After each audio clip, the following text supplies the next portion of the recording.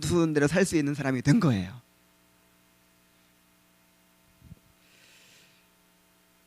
그래서 또 이걸 반대로 말하면 산상수훈대로 살아가는 것을 보고 구원받은 자들을 분별할 수 있겠죠. 자, 두 번째, 왜 산상수훈을 공부해야 되는가? 산상수훈은 하나님 나라의 백성이 되는 길을 가르쳐 주기 때문에. 왜 이 산상수훈이 복음이라고 그랬어요. 복음. 복음은 그냥 하나님 나라를 사랑하시고 예수님 나라를 위해 돌아가시고 이런 게 복음인, 이런 것만 복음인 줄 알았는데 산상수훈이 복음이라고 하니까 이해가 잘 안 됐죠. 근데 병원에 가면은 사람의 병을 고치기 위해서 약 주고 수술해 주는 의사만 있을까요? 아니면 병을 검사하고 드러내는 의사도 있을까요? 그래서 율법과 복음이요, 둘 다 은혜의 수단이라 그래요. 둘 다 은혜의 수단. 그러니까 율법으로는 병 주고 복음으로는 약 주는 거예요. 병 주고 약 주고. 병원에 진단하는 의사가 없어. 그러면 병 치료할 수 있어요? 없어요? 없죠. 그래서 율법도 은혜의 수단, 복음도 은혜의 수단입니다. 근데 이 산상수훈은 하나님의 율법을 보여주는 거잖아요. 하나님의 의로운 거룩한 법을 보여주는 거잖아요. 그래서 이 산상수훈을 계속 보면서 여러분 뭘 느꼈어요? 양심에 털이 나지 않았다면, 내가 무력한 존재구나, 내가 이 법을 지킬 수 없는 존재구나, 이렇게 깨달았죠. 그래서 이제 인간의 죄를 드러내잖아요. 인간의 죄. 형제를 미워하기만 해도 살인한 죄라고 하니까 나는 별로 죄 안 짓고 살았다고 생각했는데 맨날 죄 짓고 살지요. 살인하고 살지요. 집단 학살 같은 것도 하고 살지요. 그래서 인간의 죄와 무력함을 드러내고, 그 다음에 그래서 만약에 구원 안 받은 사람이 있으면, 거듭나지 않은 사람이 있으면 어떤 필요를 느낄까요? 내가 거듭나야겠구나. 기독교 신앙이라는 거는 그냥 열심히 노력해서 도덕적 수준을 높이는 거, 요게 아니구나. 거듭나야만, 새 마음을 가져야만 이 기독교 신앙이 가능한 것이구나. 요걸 산상수훈을 들으면서 깨닫는 거죠. 그 다음에 거듭난 사람들이 하나님의 통치를 누림으로, 성령의 통치, 은혜의 통치를 누림으로 이제 행할 수 있는 것이기 때문에. 자, 세 번째로, 산상수훈을 실천할수록 우리가 더 큰 축복을 누리게 되기 때문입니다. 이 산상수훈은 우리를 복되게 하려고 주셨을까요? 아니면 무거운 짐으로 주셨을까요?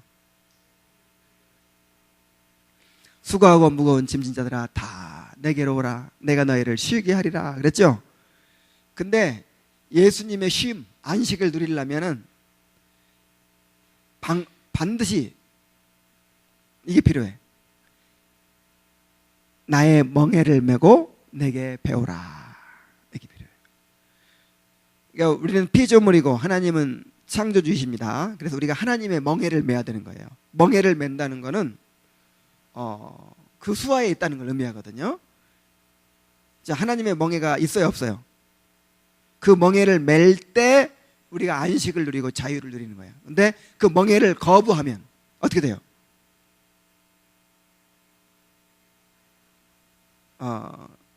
죽음이죠, 죽음. 아담과 하와가 하나님의 멍에를 거부한 거예요.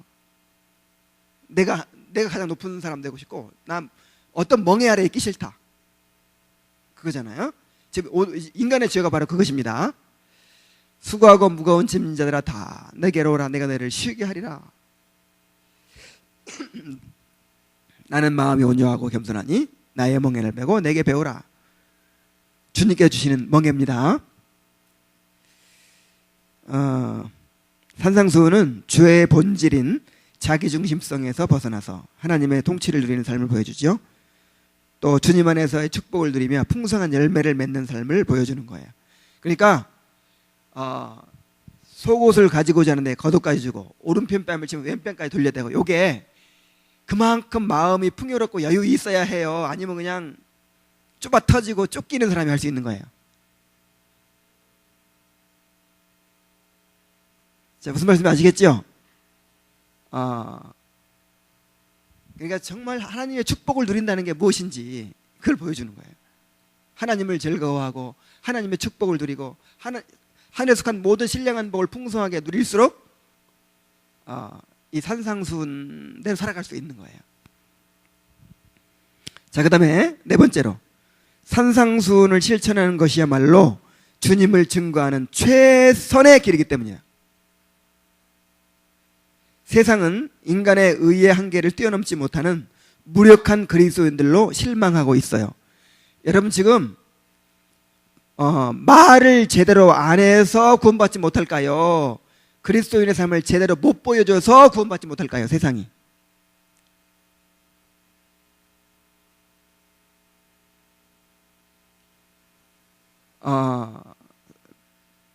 백문 불여일견 100번 듣는 것보다 한 번 보는 게 낫습니다.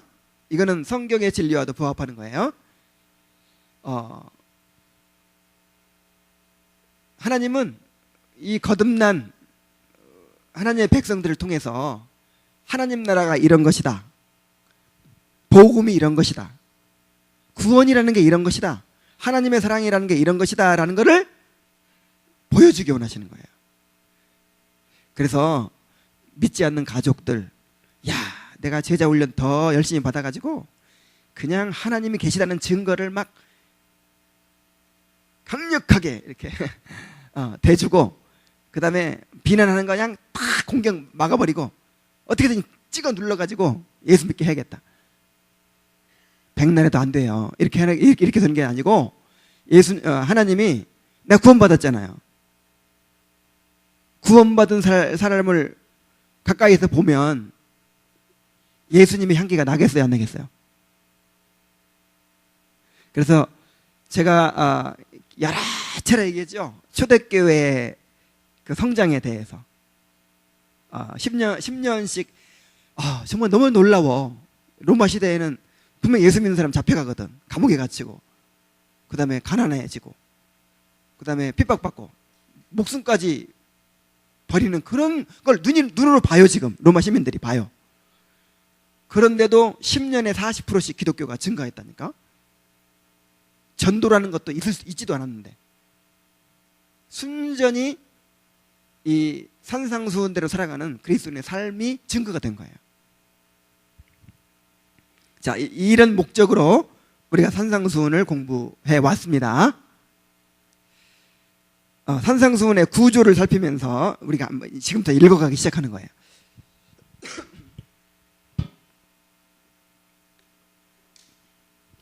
자, 모두가 한번 5장부터 7장까지 읽는데, 진짜 하나님께서 읽는 가운데 다시 한번 깨닫게 해주시고 말씀해 주시기를 기대하는 마음으로 읽어야 됩니다. 딴짓하면 안 됩니다. 립싱크해도 안 됩니다. 내가 여기 다 보고 있을 거야. 자, 산상수훈의 구조는요, 맨 처음에 이제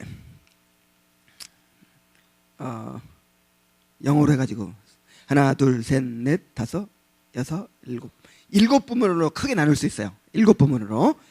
맨 처음에 하나님 나라 백성들이 이런 모습이다. 진짜 구원받고 거듭난 사람들은 이런 모습이다. 이렇게 하나님 나라 백성들의, 거듭난 백성들의 특성을, 영적인 특성을 일단 얘기하고요. 그 다음에 두 번째로는 하나님 나라 백성들이 세상에 대해 어떤 역할을 해야 하는가. 그 다음 세 번째는 하나님 나라 백성들의 의. 자, 인간의 의가 있고 하나님의 의가 있죠. 우리는 무슨 의를 가져야 돼요? 하나님 나라 백성들이 가져야 할 하나님의 의란 이런 것이다 라는 걸 이제 보여주고요. 네 번째로는 하나님 나라 백성들이 이제 하나님 앞에서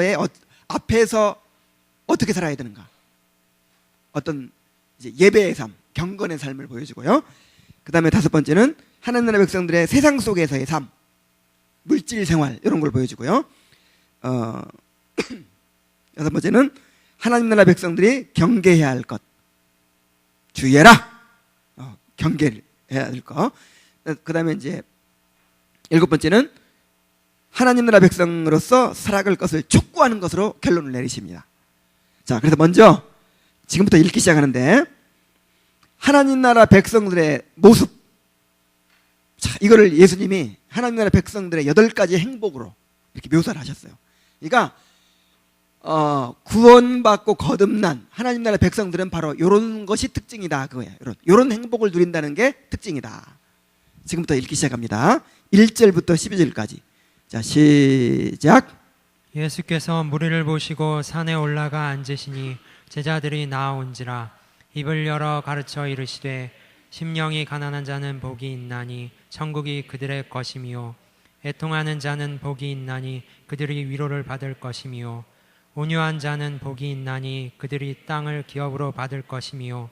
의에 줄이고 목마른 자는 복이 있나니 그들이 배부를 것이미요. 긍휼히 여기는 자는 복이 있나니 그들이 긍휼히 여김을 받을 것이미요. 마음이 청결한 자는 복이 있나니 그들이 하나님을 볼 것이미요. 화평하게 하는 자는 복이 있나니 그들이 하나님의 아들이라 일컬음을 받을 것이미요. 의를 위하여 박해를 받은 자는 복이 있나니 천국이 그들의 것이미냐. 나로 말미암아 너희를 욕하고 박해하고 거짓으로 너희를 거슬러 모든 악한 말을 할 때에는 너희에게 복이 있나니 기뻐하고 즐거워하라. 하늘에서 너희의 상이 큼이라. 너희 전에 있던 선지자들도 이같이 박해하였느니라.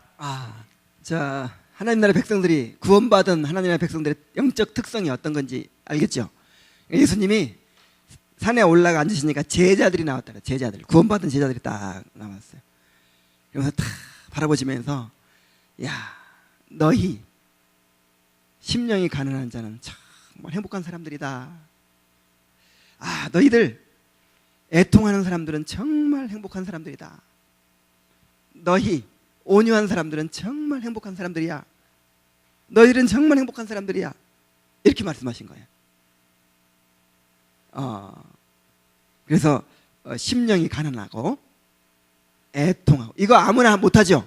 심령이 가난하고 애통하는 거는 성령 받아야만 가능하기 때문에 행복하다고 하는 거예요.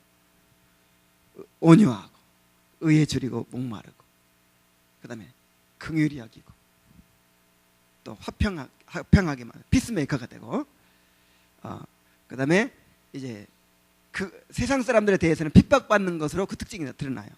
그러니까 핍박이 없으면 무릇 그리스도 예수 안에서 경건하게 살고자 하는 자는 뭘 받으리라? 핍박을 받으리라. 핍박이 있다는 것이 바로 구원받은 증거죠.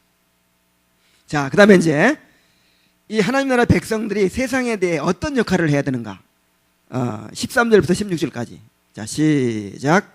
너희는 세상의 소금이니 소금이 만일 그 맛을 잃으면 무엇으로 짜게 하리요. 후에는 아무 쓸데없어 다만 밖에 버려져 사람에게 밟힐 뿐이니라. 너희는 세상의 빛이라. 산 위에 있는 동네가 숨겨지지 못할 것이요. 사람이 등불을 켜서 말 아래에 두지 아니하고 등경 위에 두나니 이러므로 집안 모든 사람에게 비치느니라. 이같이 너희 빛이 사람 안에 비치고 하여 그들로 너희 착한 행실을 보고 하늘에 계신 너희 아버지께 영광을 돌리게 하라. 지금 예수님께서 너희들은 세상의 소금이 되어야 한다, 빛이 되어야 한다, 이렇게 말씀하고 계시지 않습니다. 너희들은 세상에 뭐다? 소금이다. 그리고 세상에 소금이라는 말은 이미 짜다 이 말이에요. 구원받은 사람이 이미 짜요. 구원받은 사람들은 이미 빛이 나요, 안 나요? 아니, 구원받았는데 빛이 나요, 안 나요? 아니, 내 안에 예수님이 계신데, 내 안에 성령님이 계시고, 내가 새 생명을 가지고 거듭난 본성을 가지고 있는데, 그 향기와 빛이 날 수밖에 없죠. 짤 수밖에 없죠. 바로 이 말씀을 하시는 거예요. 너희는 세상에 뭐다? 소금이다, 빛이다. 자, 그 다음에 이제 어려운 부분 왔어요. 어려운 부분. 하나님 나라 백성들의 의. 자, 하나님 나라 백성들의 의. 자, 의가 두 가지 의가 있다 그랬죠? 인간의 의, 하나님의 의. 예를 들어서 마더 테레사의 의가 무슨 의예요? 인간의 의지. 슈바이처의 의가 누구 의예요? 인간의 의지. 공자님의 의. 하나님은 이런 걸 요구하는 게 아니고, 이런 걸 성령에 의해서, 거듭난 백성들이 성령에 의해서 이루는 그런 의. 그러니까 누가 이루는 거예요? 결국 하나님이 이루시는 의. 하나님이 우리 삶에 이루시는 의. 그거 이제 구원받은 백성들에게는 그것이 나타난다 이거예요. 내 힘으로 나타나는 게 아니라 누구 힘으로? 내가 포도나무 가지에 붙어 있으면, 아니 포도나무에 붙어 있는 가지라면 거기에 반드시 뭐가 열릴까요?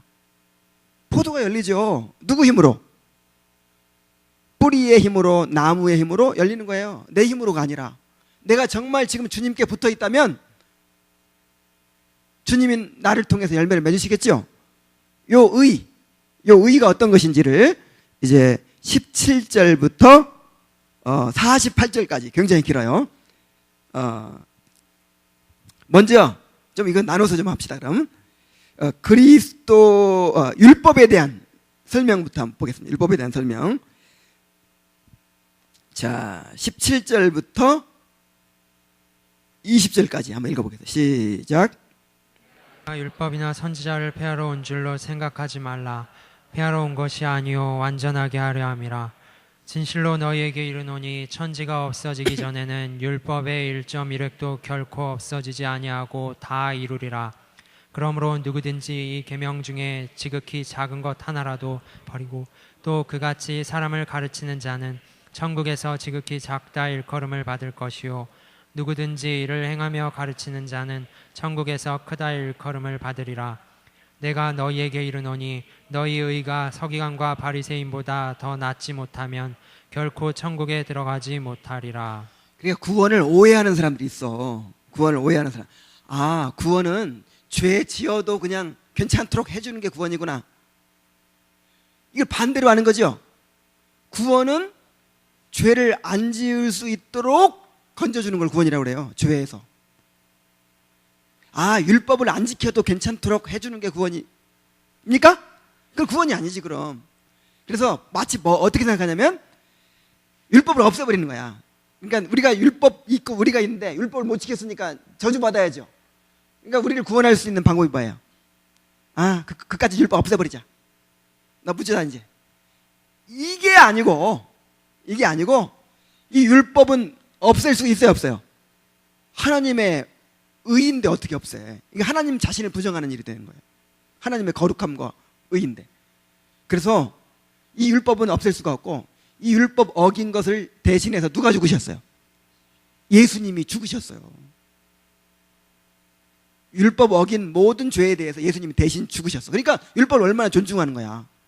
그리고 그 율법의 형벌에서 우리를 건지시고 그 다음에 그 율법을 지킬 수 있도록 해주시는 것이 구원이에요. 아시겠습니까? 그래서 너희 의가 누구보다 나아야 된다? 서기관과 바리새인보다 더 낫지 못하면 어디 들어가지 못한다? 왜 못 들어갈까요? 구원받은 사람이 아니니까.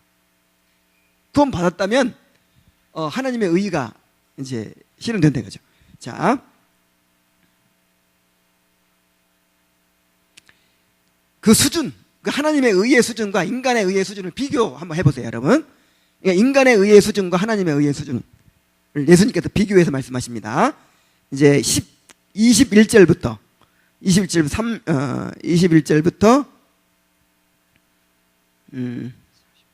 너무 기니까 일단 살인하지 말라라는 계명부터 한번 인간의 의와 하나님의 의가 어떻게 비교되는가 읽어보겠습니다. 시작.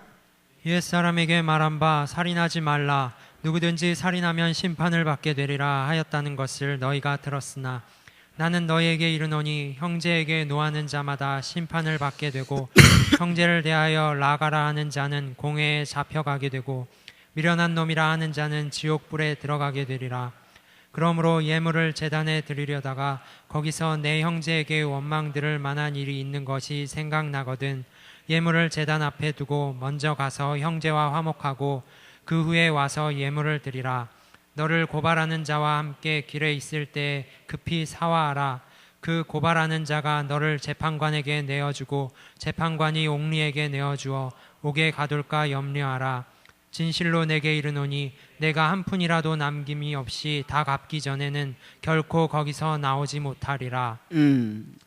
우리는 인간의 의의는 사람을 안 죽이면 그걸로 살인하지 않는 건데, 하나님의 의의는 미워하기만 해도, 그 사람에게 분노하기만 해도 이미 살인한 지와 똑같다. 그렇죠? 자, 그 다음에 간음하지 말라는 계명을 통해서 인간의 의와 하나님의 의를 한번 또 보겠습니다. 시작. 또 간음하지 말라 하였다는 것을 너희가 들었으나 나는 너희에게 이르노니 음욕을 품고 여자를 보는 자마다 마음에 이미 간음하였느니라. 만일 내 오른 눈이 너로 실족하게 하거든 빼어내 버리라.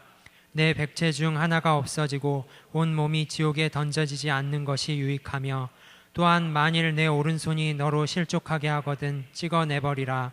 내 백체 중 하나가 없어지고 온 몸이 지옥에 던져지지 않는 것이 유익하니라. 또 일렀으되 누구든지 아내를 버리려거든 이혼 증서를 줄 것이라 하였으나 나는 너희에게 이르노니 누구든지 음행한 이유 없이 아내를 버리면 이는 그로 간음하게 함이요 또 누구든지 버림받은 여자에게 장가드는 자도 간음한 이니라. 간음에 대한 하나님의 율법의 기준이 이거예요. 그 다음에 맹세에 대한, 맹세는 우리의 진실성을 얘기하는 것입니다. 정직성. 자, 우리 다 같이 23절부터 42절까지, 아니 37절까지 시작. 또 옛사람에게 말한 바 헛맹세를 하지 말고 내 맹세한 것을 주께 지키라 하였다는 것을 너희가 들었으나 나는 너희에게 이르노니 도무지 맹세하지 말지니 하늘로도 하지 말라. 이는 하나님의 보좌임이요 땅으로도 하지 말라. 이는 하나님의 발등상이며 예루살렘으로도 하지 말라. 이는 큰 임금의 성임이요 내 머리로도 하지 말라. 이는 내가 한 터럭도 희고 검게 할 수 없음이라. 오직 너희 말은 옳다 옳다 아니라 아니라 하라. 이에서 지나는 것은 악으로부터 나느니라. 그러니까 나 진짠데 이건 정말인데 이런 말 할 필요도 없이 그냥 내가 하는 말은 보증수표처럼 이렇게 정직한 것이 돼야 한다 이 말이죠. 막 맹세, 내가 이거 하나님께 맹세한다 이런 말 할 필요 없이 그냥 하는 말이 믿을 수 있는 말이 되어야 한다 이거죠. 자, 그 다음에 악한 자를 대적하지 말라. 이게 제일 지금 어려운 부분이었었죠. 자, 시작. 또 눈은 눈으로 이는 이로 갚으라 하였다는 것을 너희가 들었으나 나는 너희에게 이르노니 악한 자를 대적하지 말라. 누구든지 내 오른편 뺨을 치거든 왼편도 돌려대며 또 너를 고발하여 속옷을 가지고자 하는 자에게 겉옷까지도 가지게 하며 또 누구든지 너로 억지로 오리를 가게 하거든 그 사람과 심리를 동행하고 내게 구하는 자에게 주며 내게 꾸고자 하는 자에게 거절하지 말라. 악한 자를 대적하지 않는 거, 이게 하나님의 의입니다. 그 다음에 원수를 사랑하는 데까지 이르러야 돼요. 적극적으로. 우리 43절부터 8절까지 자, 시작. 또 내 이웃을 사랑하고 내 원수를 미워하라 하였다는 것을 너희가 들었으나 나는 너희에게 이르노니 너희 원수를 사랑하며 너희를 박해하는 자를 위하여 기도하라. 이같이 한즉 하늘에 계신 너희 아버지의 아들이 되리니 이는 하나님이 그 해를 악인과 선인에게 비추시며 비를 의로운 자와 불의한 자에게 내려주심이라. 너희가 너희를 사랑하는 자를 사랑하면 무슨 상이 있으리요? 세리도 이같이 아니하느냐? 또 너희가 너희 형제에게만 무난하면 남보다 더하는 것이 무엇이냐? 이방인들도 이같이 아니하느냐? 그러므로 하늘에 계신 너희 아버지의 온전하심과 같이 너희도 온전하라. 45절에 이같이 한즉 하늘에 계신 너희 아버지의 아들이 될 것이다. 이걸 조건으로 하나님의 아들이 된다는 뜻이 아니라 하나님의 아들로 입증된다는 거죠. 결과적으로 진짜 구원받고 하나님의 아들이 된 사람들은 자, 이런 모습들이 나타난다 그죠? 47절 말씀 보세요. 빼도 박도 못해요. 너무 명확해요. 또 너희가 너희 형제가 무난하면 남보다 더하는 것이 뭐냐. 여기 남은 뭐냐면 구원받지 않은 사람을 가리켜요. 구원받았으면 구원받지 않은 사람보다 더하는 게 있어야 돼요, 없어야 돼요? 만약에 더하는 게 없으면 그 구원은 아마 싸구려 구원일 거야.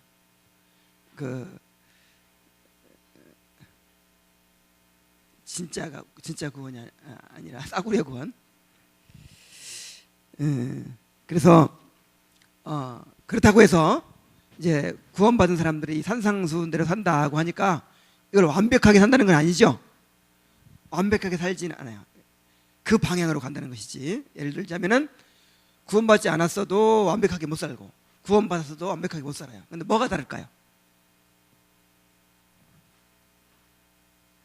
죄의 자각과 회개가 있어요. 말하자면 이것이 내가 가야 할 길이고 이것이 내가 살아야 될 삶이기 때문에 죄를 느끼죠. 죄를 깨닫고 그 다음에 회개하게 되죠. 그리고 하나님의 은혜를 구하고 그래서 그 방향으로 가게 되죠. 자, 그 다음에 이제 하나님의 의를 우리가 살펴봤어요. 이제 하나님 나라 백성들의 하나님 앞에서의 삶, 하나님 앞에서의 삶이라고 하는 것은 그러니까 이 하나님을 섬기는 삶, 예배하는 삶이라고 할 수 있습니다. 우리 1절부터 4절까지는 구제에 대해서, 이건 이제 이웃에 대한 창이고 5절부터 8절까지는 5절부터 15절까지는 기도에 대해서, 이것은 하나님께 대한 창이고 16절부터 18절까지는 이제 금식에 대해서예요. 자기 자신에 대해서. 자, 먼저 우리 구제에 대해서 한번 살펴봅시다. 내일 설교할 건데 이거. 자, 다 같이 시작.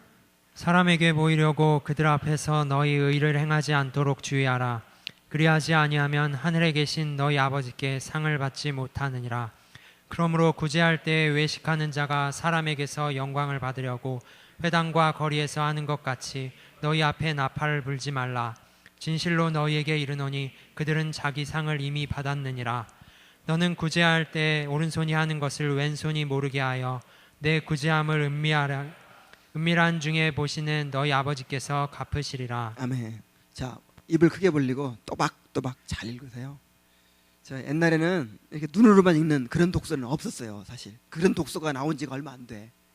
옛날에 사서삼경 읽고 아니면 뭐 유럽에서도 마찬가지지. 그리스 로마에서 뭐 철학 공부하고 할 때 눈으로만 이렇게 슥슥 읽는 건 없어. 그 성경에 묵상이라는 말이 나오죠. 묵상이라는 말이 작은 소리로 읊조리다 그 뜻이에요. 이렇게 막 읽어서 계속 읽어가지고 이걸 완전 외워요. 그래서 옛날에는 어디까지 공부했습니까? 예, 사자소화까지 했습니다. 사서삼경을 읽었습니다. 자, 사서삼경을 읽었습니다. 이 말은 그걸 외웠다는 뜻이야. 그 사극 같은 데 봤죠?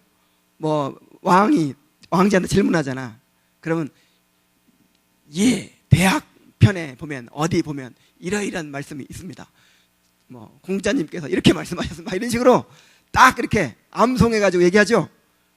예수님이 기록되었으되 하듯이.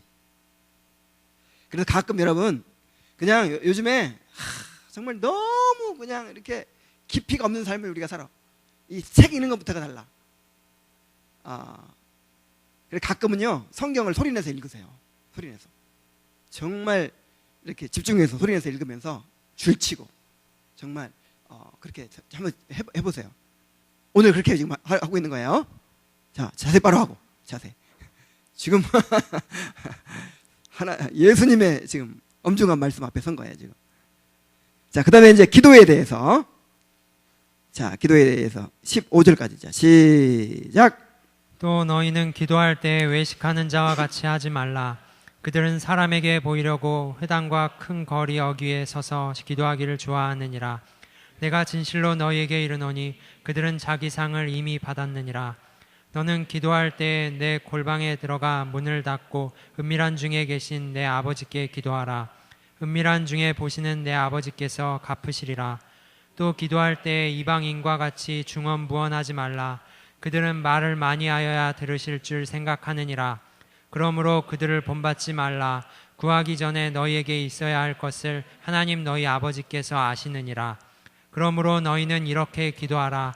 하늘에 계신 우리 아버지여, 이름이 거룩히 여김을 받으시오며 나라가 임하시오며 뜻이 하늘에서 이루어진 같이 땅에서도 이루어지이다. 오늘 우리에게 일용할 양식을 주옵시고 우리가 우리에게 죄 지은 자를 사하여 준 것 같이 사하여 주시옵고 우리를 시험에 들게 하지 마시옵고 다만 악에서 구하시옵소서. 나라와 권세와 영광이 아버지께 영원히 있사옵나이다. 아멘.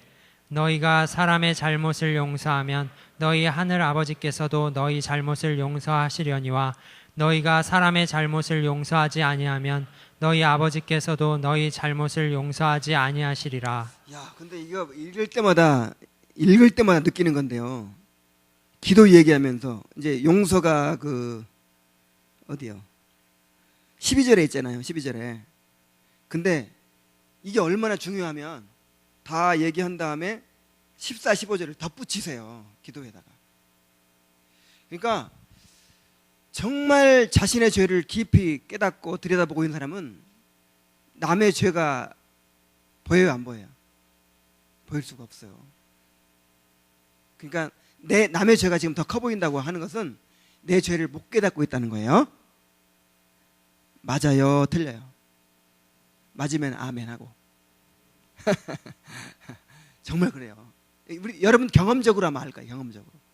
정말 내 죄를 깊이 깨닫고 정말 내가 정말 죄인이구나 이거 알면요, 딴 사람 죄 그렇게 크게 느껴지질 않아요. 그래서 너희가 사람의 잘못 용서하지 아니하면 하늘의 아버지께서 너희 잘못을 용서하지 아니하시리라. 이게 뭔 말이겠어요? 내가 다른 사람 용서해 주는 조건으로 그렇게 해준다는 게 아니라 진짜 용서받은 사람은, 진짜 자신의 죄를 깨닫고 회개하는 사람은 그렇게 될 수밖에 없어요. 그러니까 용서받는 거죠. 그럼 남 용서하지 못하고 있다는 거는 내가 지금 회개하고 있다는 거야, 아니야?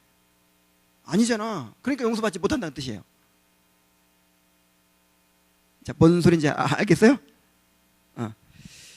자, 그 다음에 금식에 대해서. 자, 금식은 여러분 지금 금식 생활화하고 있습니까?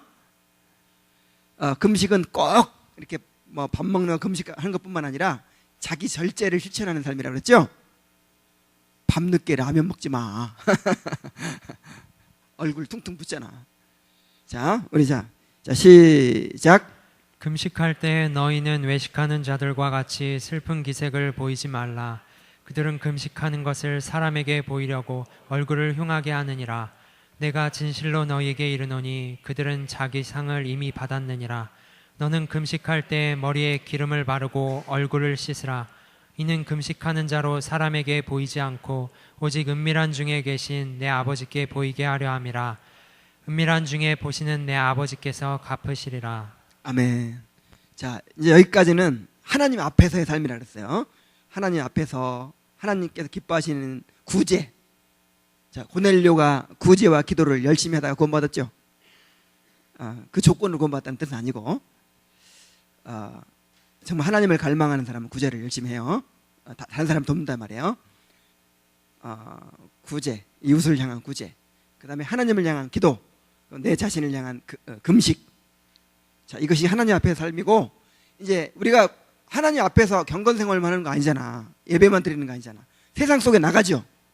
세상 속에 나가서 세상 속에서의 삶, 세상 속에서 가장 중요한 게 뭐야? 돈 문제에 대해서 얘기하십니다. 19절부터 19절부터 34절까지인데 어디까지 한번 읽어보냐면은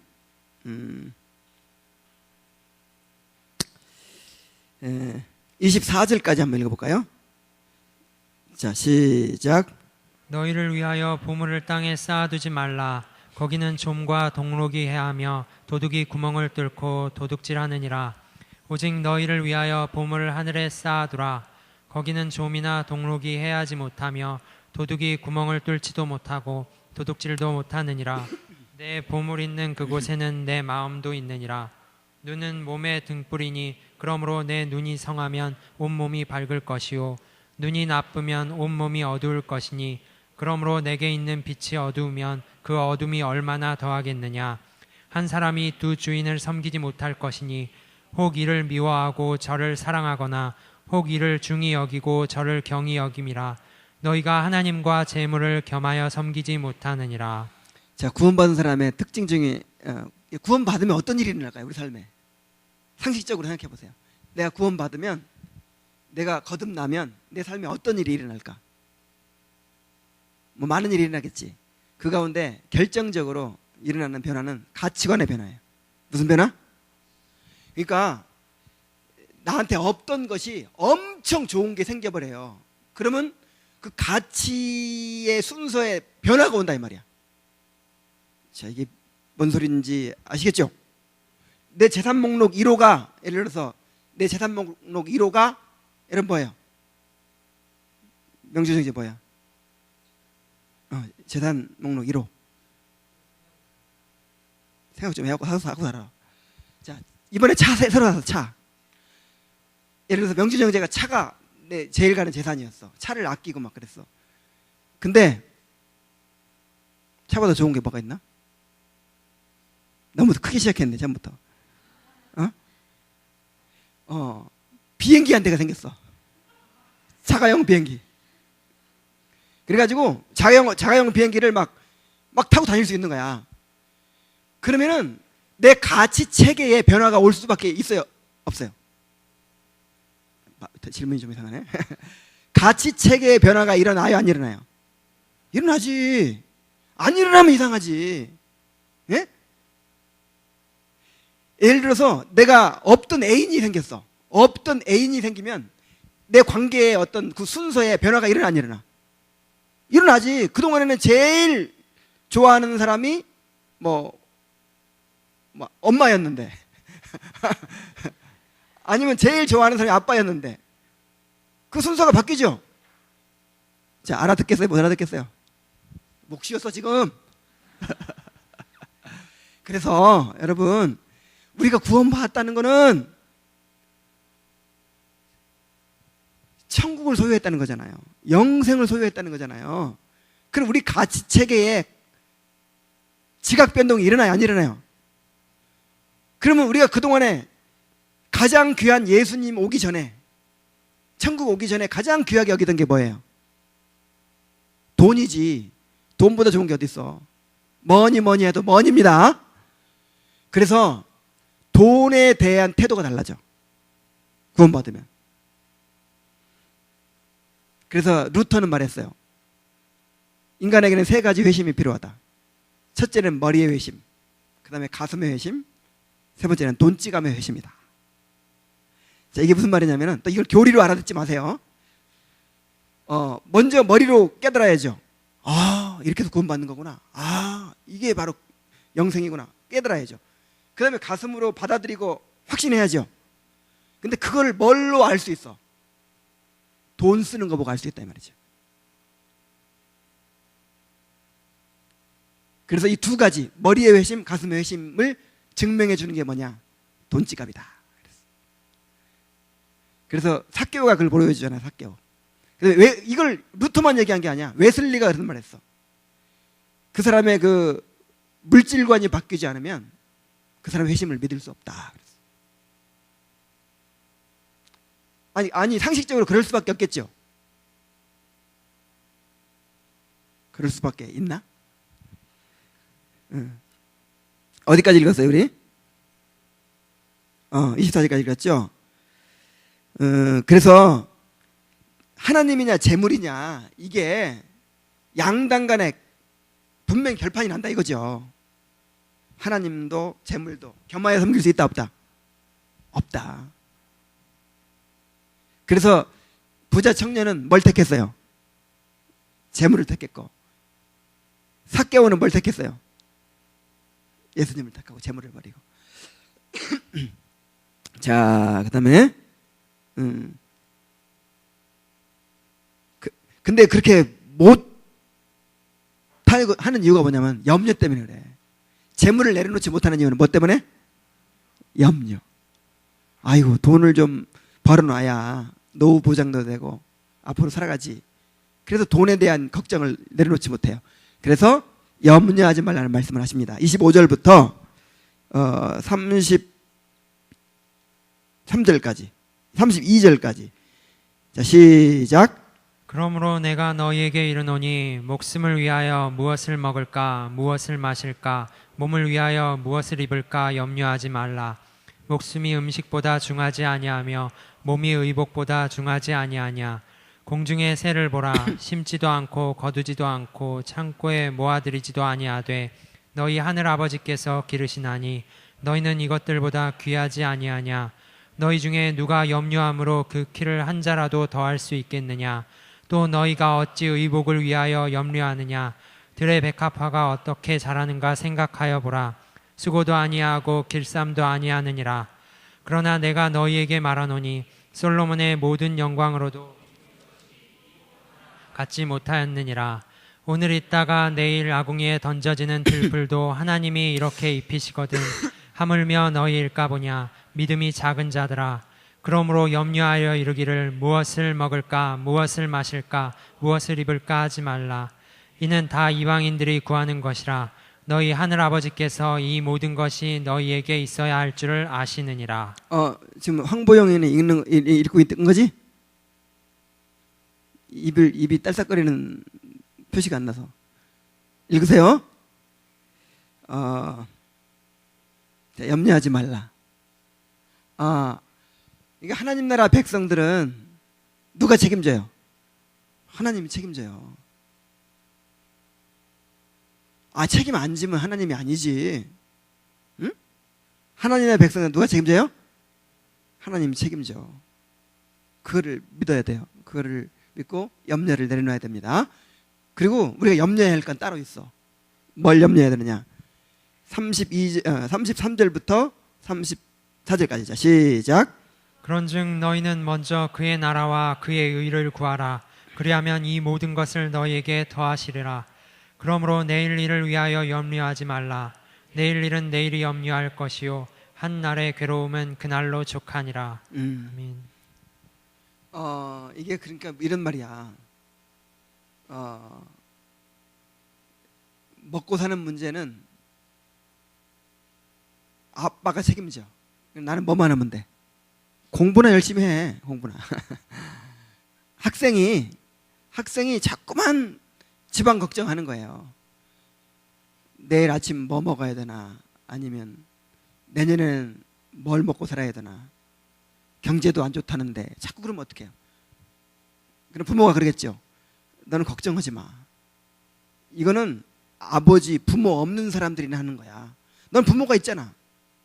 너는 먼저 공부하는 거나 염려해. 대학 갈 걱정이나 해. 이놈아. 그 뜻이에요. 이놈아는 빼고. 그러면 나머지는 어떻게 해준다? 다 더해준다. 이게 하나님께서 우리에게 주시는 약속입니다.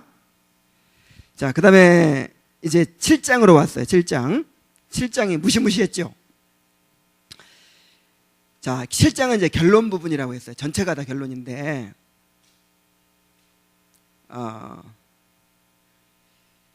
먼저 하나님 나라 백성들이 경계해야 할 것, 조심해야 할 것을 말씀하십니다.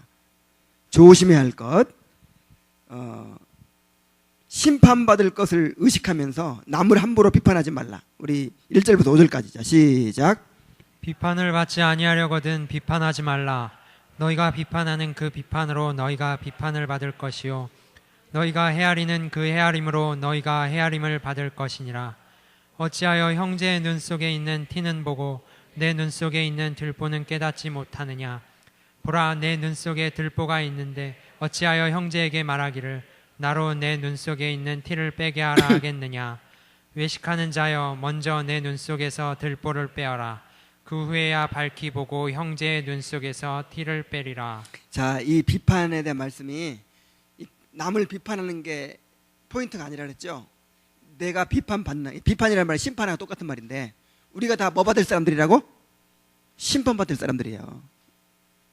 우리가 다 하나님의 심판받을 사람들이기 때문에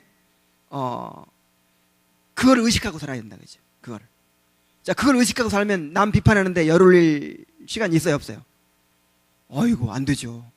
내가 받을 하나님의 엄중한 심판, 그를 생각하면 나를 먼저 살피겠죠, 항상. 그러니까 남 비판하는데 그렇게 관심 없을 거야.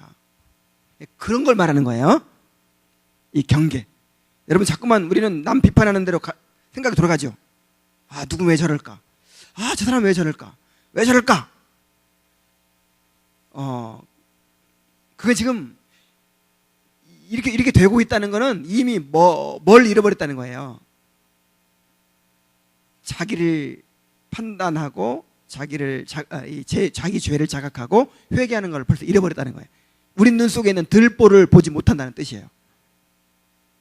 자꾸만 누가 흠이 자꾸 눈에 보이고 자꾸만 비판이 되고 그러면요, 아, 내가 지금 은혜를 소멸하고 있구나, 이렇게 아셔야 됩니다.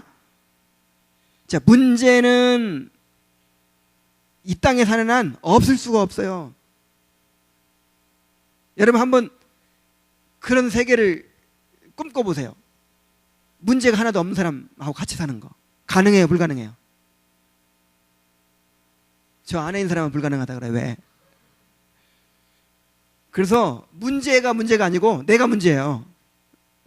내가 내 죄를 보지 못하고, 내가 내 자신을 먼저 살피지 못하고, 내가 지금 교만해져 있는 게 문제란 말이에요. 내 들보를 보지 못하고 있는 게 문제란 말이에요. 자, 그 다음에 또 어떤 걸 경계하셨어요?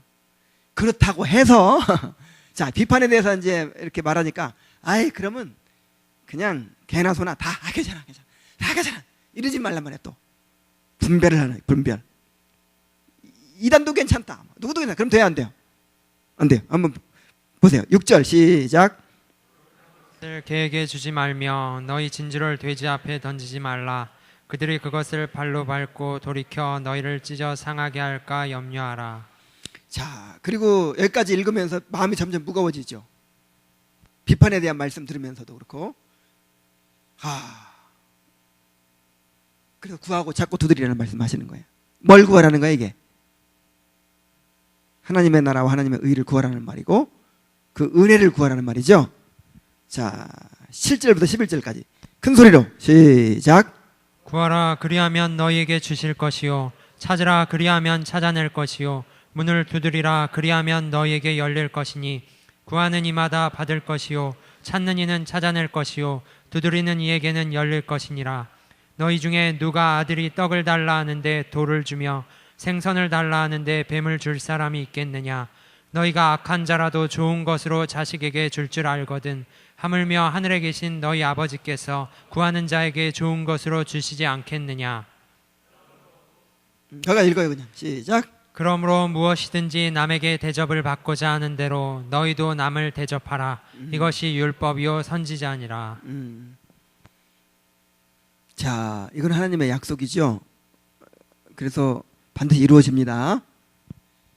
내가 구하고 찾고 두드리는데 안 주어질 수가 있을까요, 없을까요? 없어. 그러니까 하나님이 약속하지 않은 거, 예를 들어서 내 이 땅에서 너 부자 되게 해주리라, 이 약속 있어요, 없어요? 없죠. 너 이 땅에서 평생 병 안 나고 살게 해주리라, 있어요, 없어요? 그런 건 없어. 그런 거 어디 있어? 없지. 근데 지금 이거는 정말 구원을 갈망하는 사람들, 또 성령을 갈망하는 사람들, 하나님의 은혜를 갈망하는 사람들, 정말 하나님께 약속하신 거, 그것을 정말 추구하고 구하고 찾고 두드리는 사람들, 이 사람 이러면서 막 구하고 찾고 두드리는데도 못 받을 수 있을까요, 없을까요? 없는 거야. 아, 나는 구원을 받고 싶었는데 하나님이 안 택해버려가지고 끝내는 못 받았어. 자, 이럴 수가 있어요, 없어요? 그럴 수는 없어요. 구하는 자는 반드시 받습니다. 자, 그 다음에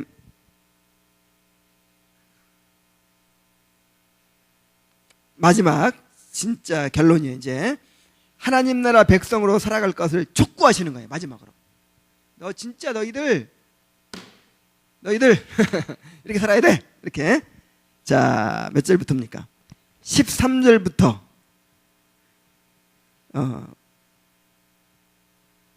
13절부터 23절까지 한번 읽어봅시다. 자, 시작. 좁은 문으로 들어가라. 멸망으로 인도하는 문은 크고 그 길이 넓어 그리로 들어가는 자가 많고 생명으로 인도하는 문은 좁고 길이 협착하여 찾는 자가 적음이라. 여기 잠깐, 이상하게 그 중간이 있으면 참 좋겠죠. 너 지금 좁은 문이야, 넓은 문이야? 그러면 난 지금 좁은 문을 하고 있어. 하기는 좀 자신 없고. 그래서 나 넓은 문이라고 하기는 그렇고. 나 중간. 이러면 참 편할 텐데 성경에는 중간을 허용해요, 안 해요? 없어. 의인, 악인 있고 회색인 있어, 없어? 없어. 흑백이야, 흑백 논리야. 좁은 문 아니면 뭐예요? 넓은 문. 의인 아니면 악인이야. 그리고 구원 받은 사람 아니면 구원받지 못한 사람이야.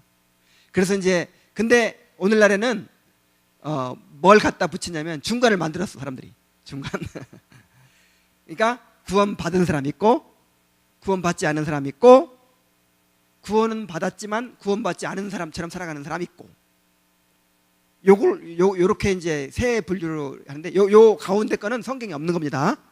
구원 받았는데 구원 받지 않은 사람처럼 살아갈 수가 없기 때문에. 그러니까 구원 받았어도 정도의 차이는 있죠.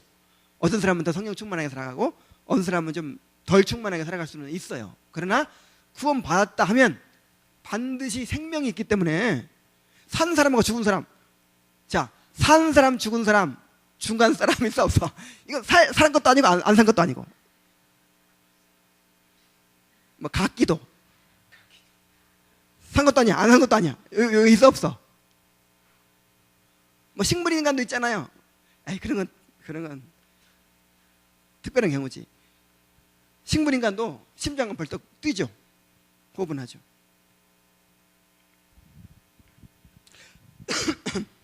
자, 그 다음에 15절부터 15절부터 몇 절까지 있냐면은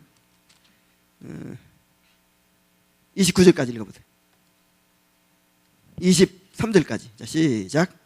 거짓 선지자들을 삼가라. 양의 옷을 입고 너에게 나오나 속에는 노략질하는 일이라. 그들의 열매로 그들을 알지니 가시나무에서 포도를 또는 엉겅퀴에서 무화과를 따겠느냐. 이와 같이 좋은 나무마다 아름다운 열매를 맺고 못된 나무가 나쁜 열매를 맺나니 좋은 나무가 나쁜 열매를 맺을 수 없고 못된 나무가 아름다운 열매를 맺을 수 없느니라. 아름다운 열매를 맺지 아니하는 나무마다 찍혀 불에 던져지느니라. 이러므로 그들의 열매로 그들을 알리라.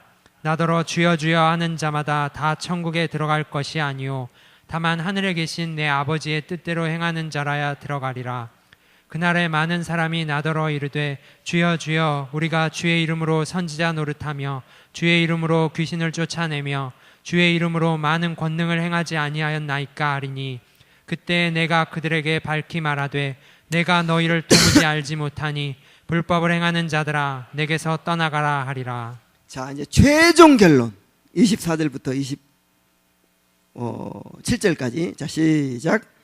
그러므로 누구든지 나의 이 말을 듣고 행하는 자는 그 집을 반석 위에 지은 지혜로운 사람 같으리니 비가 내리고 창수가 나고 바람이 불어 그 집에 부딪히되 무너지지 아니하나니 이는 주추를 반석 위에 놓은 까닭이요 나의 이 말을 듣고 행하지 아니하는 자는 그 집을 모래 위에 지은 어리석은 사람 같으리니 비가 내리고 창수가 나고 바람이 불어 그 집에 부딪힘에 무너져 그 무너짐이 심하니라.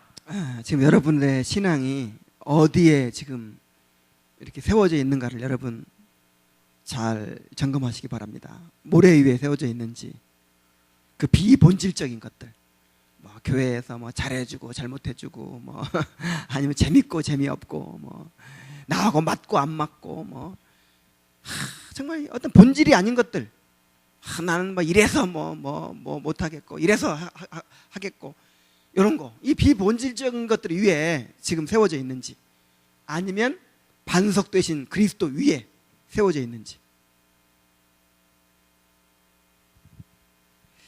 자, 26절 28절 29절 한번 다 같이 읽어보세요. 시작. 예수께서 이 말씀을 마치심에 무리들이 그의 가르치심에 놀라니 이는 그가 가르치시는 것이 권위 있는 자와 같고 그들의 서기관들과 같지 아니함일러라. 자, 예수님께서 이 말씀을 마치셨을 때 무리들이 어떻게 했다 그랬어요? 놀랐어요. 이 놀랐다는 말은 깜짝 놀랐다, 큰 충격을 받았다는 뜻이에요. 왜 그렇게 큰 충격을 받았을까요? 이 산상수훈이 이 도덕적인 윤리적인 교훈으로만 해도 굉장히 수준이 높습니다. 예를 들어서 간디 같은 사람, 간디가 누군지 알죠? 알간디, 모르간디.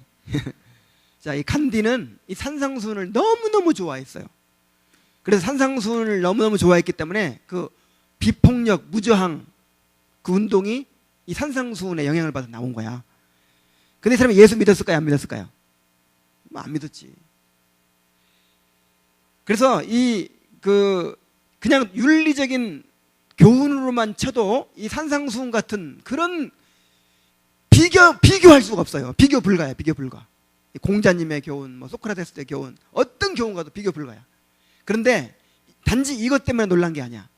자, 뭐 때문에 놀랐냐면은 그 가르침 속에 신적인 권위가 느껴졌기 때문입니다. 예수님이 직접 내가 누구다라고 한 적은 없지만은 그의 모든 말씀이 하나님으로서 하신 말씀이에요. 뭐 너희가 율법에 대해서 이렇게 들었지만 나는 너희에게 이르노니. 그러니까 예수님 누구라는 거야? 율법의 제정자라는 뜻 아니야? 또 심판자라는 거 아니야? 나는 너희에게 이르노니 이렇게 말씀하시는 거예요. 예수님은 철저하게 하나님으로서, 왕으로서, 주님으로서, 구세주로서, 심판자로서 말씀하셨어요. 그래서 이 산상수훈은 예수님에 대한 말씀이고 예수님과의 관계에 대한 말씀이에요. 우리 한번 따라해 봅시다. 예수님과의 관계에 대한 말씀. 그게 이게 무슨 뜻이겠어? 너희들 나하고 어떤 관계 맺을래? 이거예요. 이 산상수훈은 그러니까 예수님과 어떤 관계를 설정하느냐, 그 얘기야. 예수님을 나의 주님으로, 그냥 내가 그 간디처럼 너무 훌륭한 교훈이니까 그냥 나는 선생님으로 삼겠습니다. 이걸로 안 돼. 아, 예수님, 우리 불교인들이 부처님 의지하듯이 그냥 내가 어려울 때 기도할 수 있는 그런 나를 돕는 분으로 내가 삼겠습니다.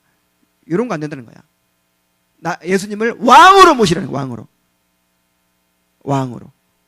예수님을 하나님으로, 나의 주님으로 그렇게 받아들이라는 거예요. 그렇게 받아들이는 삶이 바로 산상수훈이야. 그러니까 지금 산상수훈에 계속 얘기하는 게 나를 왕으로 받아들여라 그 뜻이죠. 예수님을 왕으로 받아들이지 않으면 이런 삶이 나올 수가 있어 없어? 예수님을 왕으로 받아들인다는 게 바로 예수님의 통치에 굴복한다는 뜻이잖아요.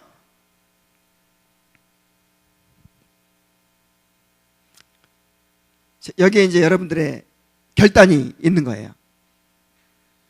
여러분은 예수님을 어떤 분으로 받아들이고 어떤 관계로 살아가시겠습니까?